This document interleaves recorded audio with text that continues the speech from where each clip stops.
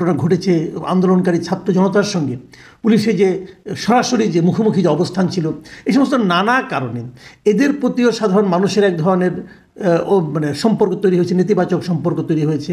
আবার উল্টো দিকে ওদের মধ্যেও সাধারণ মানুষ সম্পর্কে এক ধরনের সম্পর্ক, এক ধরনের চিন্তা, এক ধরনের অনুভূতি জন্ম নিয়েছে। এটা কাটানোর জন্য এই কাজটা করতে হবে। যুক্তিটা কতটুকু গ্রহণযোগ্য এটা নিয়ে লম্বা বিতর্কে চলতে পারে। মানে পোশাক পাল্টে গেলে কি মানুষের মন পাল্টে যায়?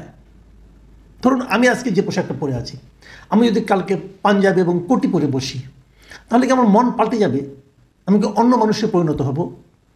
আমি এখন যে ভঙ্গিতে কথা বলি, যে সমস্ত বিষয় নিয়ে যেরকম বিশ্লেষণ করি, আমি যদি আমার পোশাকটা চেঞ্জ করে ফেলি, তাহলে কি আমার মনের ওই বিশ্লেষণগুলিও চেঞ্জ হয়ে যাবে?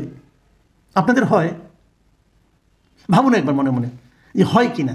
তাহলে এই পোশাক পরিবর্তন, ঢাক ঢোল পিটিয়ে পোশাক পরিবর্তন করতে হবে কেন? এতে কী লাভ হবে? হ্যাঁ, আমাদের এখানে এরকম যে কখনো হয়নি আমি তা বলছি না, হয়েছিল একবার। 2009 সালের কথা আপনাদের মনে আছে, বিডিআর বিদ্রোহ হয়েছিল। সেই বিডিআর বিদ্রোহের পর নতুন যিনি ডিজি হিসেবে গেলেন সেখানে, তিনি যে প্রথম যে কাজটা করেছিলেন, বিডিআরের নাম পরিবর্তন করেছিলেন। আগে নাম ছিল বাংলাদেশ রাইফেলস, মানে বিডিআর সংক্ষেপে, সেটার নাম পরিবর্তন করা হলো বর্ডার গার্ড বাংলাদেশ, বিজিবি। এটার একটা লজিক থাকতে পারে, কারণ বাংলাদেশ রাইফেলস কেন? তারা কি অন্য কোনো অস্ত্র ব্যবহার করে না, তাই না? কাজেই বর্ডার গার্ড বাংলাদেশ, এটা আমার কাছে মনে কিন্তু গ্রহণযোগ্য মনে হয়েছে। এটার লজিক থাকতে হবে, সেই লজিকটা ভালো ছিল। এবং তাদের কিন্তু ওই সময় বাহিনীর মনোগ্রামও পরিবর্তন করা হয়েছিল, পোশাকেও পরিবর্তন আনা হয়েছিল। তো পোশাক পরিবর্তনটা বিডিআরের কেন আনতে হলো, এটা আমার কাছে এখনও ক্লিয়ার না।